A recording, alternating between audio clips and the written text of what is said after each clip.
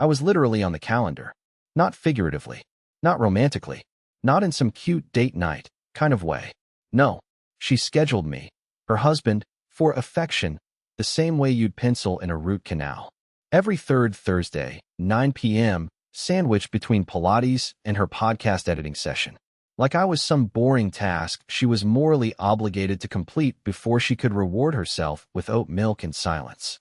She even called it maintenance. I found the reminder by accident.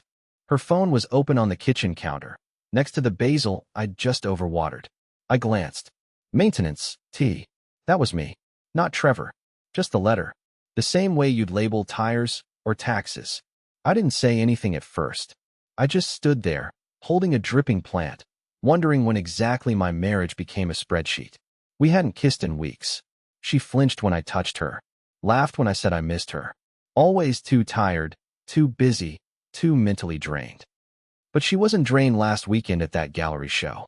I saw her, laughing with some guy in ripped jeans and a turtleneck, playfully swatting his arm like a teenager. She didn't know I was there. She told me she was with her cousin.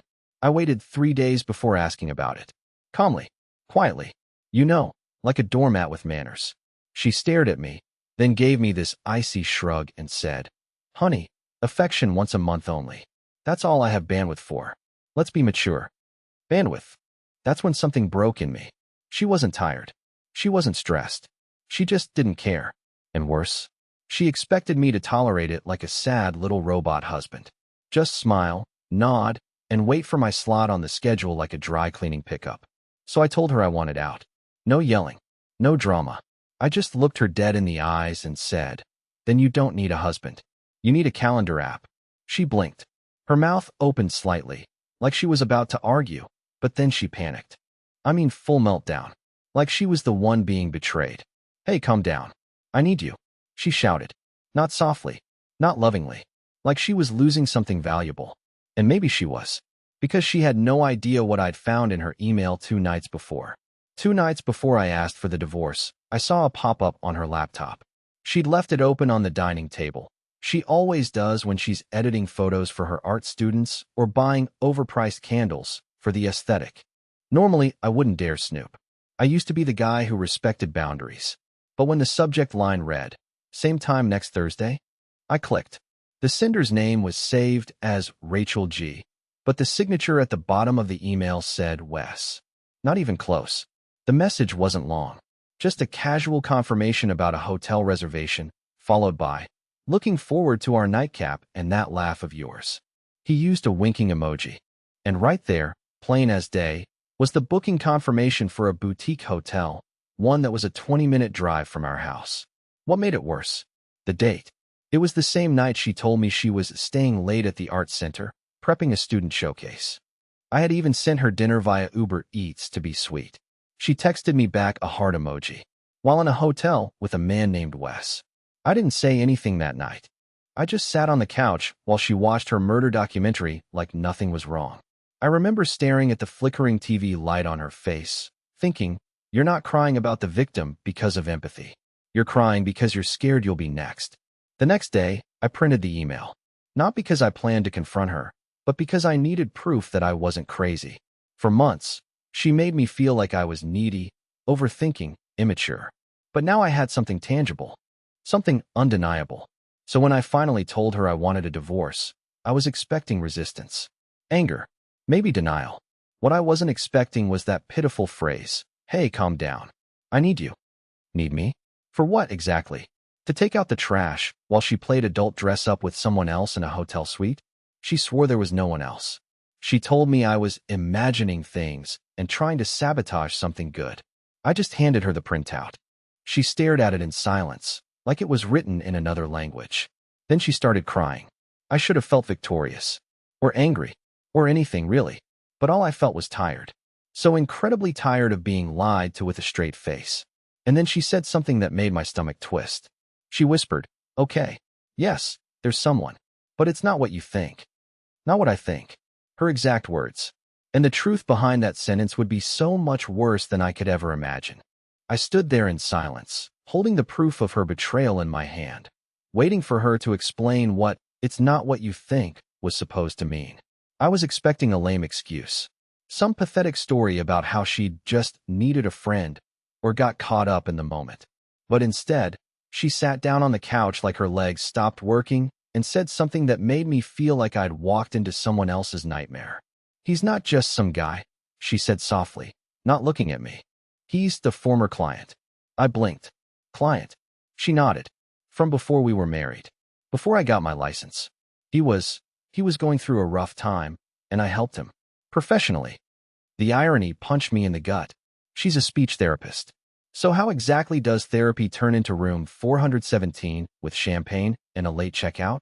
When I asked that very question, she said, "He lost someone. His wife. 2 years ago. I didn't even mean for anything to happen. I just started checking in on him. At first it was innocent." Innocent. The word echoed in my skull like a bat flapping in a cave. According to her, they reconnected after she ran into him at a gallery event last winter. While I was home shoveling snow off our driveway, she was sipping wine next to a grieving widow-turned-lover. I guess I wasn't edgy enough. I didn't have trauma points. And the worst part? She said she felt safe with him. That word made my vision go red. Safe. We've had a house, a joint bank account, 3 emergency contacts with my name listed first, but she felt safe with the guy who brought her discount rose and talked about his dead wife? That's when I lost it. I told her I wasn't her emotional punching bag. I told her that I'd spent years trying to make her feel loved while she was out there falling into some slow burn affair with a man who literally emailed her under a fake woman's name. She got quiet, then defensive, said she only kept seeing him because she didn't want to abandon him again. Abandon him? What about me? I asked her point blank. Did you sleep with him? She didn't answer. That silence told me everything. But what she said next, that's what changed everything. He knows about you, she whispered. And he said if I leave you, he wants to move in with me. He wants a life. A life. As if ours was just a dress rehearsal. And here's the kicker. She hadn't rejected the idea. Not once. She'd been considering it. While I was trying to save our marriage, she was picturing him sitting in my chair, using my coffee mug, petting my dog. That night, I packed a bag. Just a small one. Toothbrush, charger, and a few shirts. I wasn't sure where I was going. Only that I needed to get away before I said something I'd regret. But as I turned to leave, she said something I'll never forget. "Please, just give me 3 days. Don't make any decisions yet." I should have walked out, but I didn't. And what she did during those 3 days, that's when things truly spiraled. I didn't stay because I was weak. At least that's what I told myself. I stayed because I wanted to see if she'd fight for us. If any part of her still recognized the man who used to sleep next to her without suspicion. So I agreed to her 3 days. No lawyers. No final decisions. Just space. We slept in separate rooms. She moved her pillow to the couch like it was some grand sacrifice. I took the guest room and lay there, wide awake, staring at the ceiling, trying to understand how my life had turned into some twisted waiting game. I kept thinking, if she really wants to stay, she'll cut him off. She'll show me something. But she didn't. Not the first day. That morning, she made coffee like nothing had happened. She poured 2 cups out of habit, then hesitated. "Do you still want yours with oat milk?" I didn't answer. Just grabbed my keys and left. I didn't go far. Just sat in the grocery store parking lot like a ghost in a sedan, watching people buy cereal and orange juice like their worlds weren't unraveling. When I came home, her phone was on the charger in the kitchen, and a text lit up the screen. "Wes, thinking of you. Don't let him talk you into anything." That was day 1. Day 2. I asked her if she had told him it was over. She paused for too long before answering. I said I needed time. She finally muttered, folding laundry like we weren't standing on the edge of a cliff. I asked if she still had feelings for him. She didn't respond. That silence said everything. I started to spiral, overanalyzing everything. Her tone, her eye contact, the way she didn't flinch when I said I might move out for good. I wondered if she was just buying time to soften the blow, keep me calm, and slowly phase me out of her life without the guilt of being the one who walked away. But then came day 3. That evening, she knocked on the guest room door. She was holding something behind her back. I was expecting a letter, a plea, maybe some symbol of apology. Instead, she handed me a shoebox. Inside were old photos. Us on our honeymoon, at my sister's wedding, even a stupid selfie from the DMV when we first moved in together. I felt the air leave my lungs. "This is real," she whispered. I forgot what we had. I lost track of us. I don't know why I did it.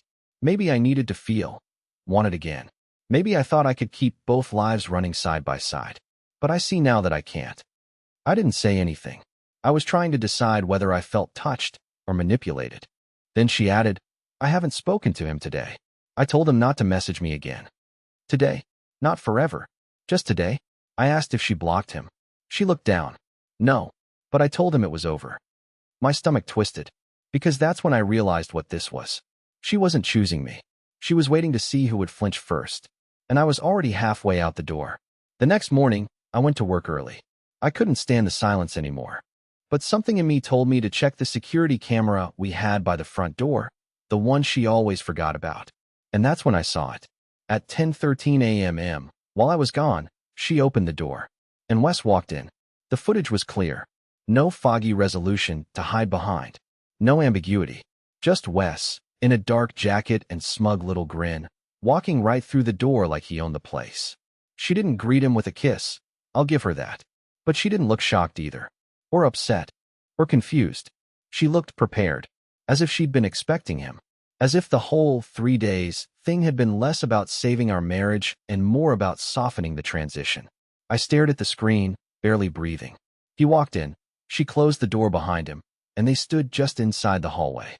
Then she leaned her head against the wall, and he leaned in too, not touching her, but close enough that I knew everything she'd told me was a lie. I haven't spoken to him today. Really? So what was this? A silent film reunion? I felt something fracture inside me. Not like before, when I was just hurt or disappointed. This was different. This was the moment I knew, with total, soul-level certainty, that I was nothing more than a fallback option to her. A security blanket she kept around because it still smelled like safety. I didn't go home that night. I drove to a cheap motel 2 exits outside the city and sat there in a room that smelled like bleach and regret. I didn't sleep. I didn't even lie down. I sat in the one plastic chair by the window, phone in my hand, staring at that camera footage on loop. Each time Wes walked through the door, I imagined a version where I stopped him, where I was there, where I caught them red-handed and screamed all the rage I'd been swallowing for years. But I wasn't there, because I trusted her to mean what she said. At 2:41 a.m., she texted me, "Where are you? I'm scared." I didn't reply. At 3:04, another one came through. "Can we talk?" Still nothing. At 3:28, "Please don't shut down. I made a mistake." That one made me laugh. Mistake? A mistake is sending a text to the wrong number. A mistake is leaving the oven on. Letting your side guy into our house the day after begging for another chance. That's not a mistake. That's a plan. I didn't respond until noon the next day, and I didn't say much. Just sent her the still image from the camera.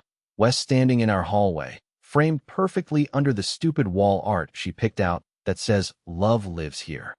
No caption, no threats, just that image. She replied 4 minutes later. "It's not what it looks like." God, that line. I didn't answer. She called me 12 times that afternoon. I let every single one go to voicemail.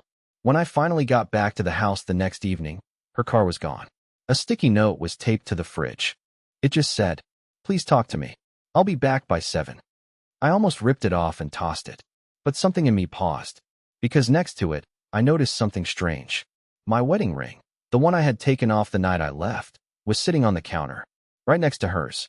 And under it, folded in half, was a printed email. From Wes. And the subject line read, "So when do we tell him?" My hands were shaking as I unfolded the paper. I knew it would hurt. I knew reading it would take whatever tiny shred of dignity I had left and set it on fire. But I had to. You don't just find a note like that and walk away. You read it. You absorb it. And you let it break you. The email was short, too casual, way too comfortable. Wes had written, "So when do we tell him? He's going to find out eventually. We can't keep pretending forever." There was no sorry. No, I feel bad. Just logistics. Like they were working out who gets the couch and who gets the dog. I read it 5 times. Then flipped the paper over, hoping maybe there'd be some context on the back. Some confession. A scribbled apology. Nothing. Just blank silence on white paper. Which, honestly, felt pretty symbolic of our marriage by this point. I don't know how long I stood there. Maybe 10 minutes. Maybe more. All I know is when I finally sat down, I didn't feel angry. Not yet. I felt hollow. like I had become the ghost haunting my own kitchen. The door opened at 6:58 p.m. I didn't say a word. She stepped inside, saw me sitting there, and froze like she'd walked into a crime scene. Her eyes flicked to the counter. She saw the rings. She saw the email. She didn't reach for either. "You weren't supposed to see that," she whispered. Wrong thing to say? That's what she chose. Not "I'm sorry," not "I can explain," but "you weren't supposed to see that?" I looked up at her and said, probably too calmly, "So how long has this been planned?" She didn't answer right away, just sank onto the opposite chair and let out this breathy, broken sound like the guilt had finally caught up to her. "I didn't plan it, Trevor," she said. It just became easier to imagine something new than fix what we had. Easier." I wanted to scream. Instead, I just laughed, bitter and cracked. I asked her if she loved him. She said, "I don't know." I asked her if she ever loved me. She didn't answer. That silence hit harder than the email. Then she said something I didn't expect. "He pushed me. He wants to move fast. He wants a life. But I don't know if I want that life." I stared at her. "So what? You were going to let me decide for you, based on how I reacted?" She didn't deny it, just looked away. And that's when something shifted in me. The pain didn't go away, but it got quieter, like it had finally accepted that it wasn't temporary. I stood up, grabbed the rings, and held them out. "You don't get to wear this again unless you earn it. And you haven't. Not even close." She looked stunned, like she hadn't expected me to say anything with weight. Maybe she thought I'd still beg, still chase her. But something about that email, that sentence, broke the version of me she depended on. I walked out. And this time, I didn't check the camera. But later that night, someone else did. And I got a notification that the footage had been remotely deleted. She deleted the camera footage. That's when I knew she wasn't scared of losing me. She was scared of what I'd seen. I never told her I had cloud backups. She always assumed the front door camera only stored footage for 24 hours. And to be fair, that's what I told her when we first set it up. She said it made her uncomfortable, that it felt paranoid. I told her it was just in case of package thieves. But I never mentioned the app. I never told her I'd enabled remote storage. I never told her I could rewind the past whenever I needed to. And now I needed to. I checked the logs. The footage had been accessed at 11:42 p.m. while I was gone. She hadn't just deleted the clip with Wes walking through the door. She scrubbed the whole day. Every frame. But she didn't know I had every minute of it saved in a private folder she couldn't access. That's when I realized something terrifying. This wasn't guilt. This was control. She wasn't trying to undo a mistake. She was trying to erase the evidence. She wanted to rewrite the narrative before I could use it, which meant, in her mind, this wasn't over.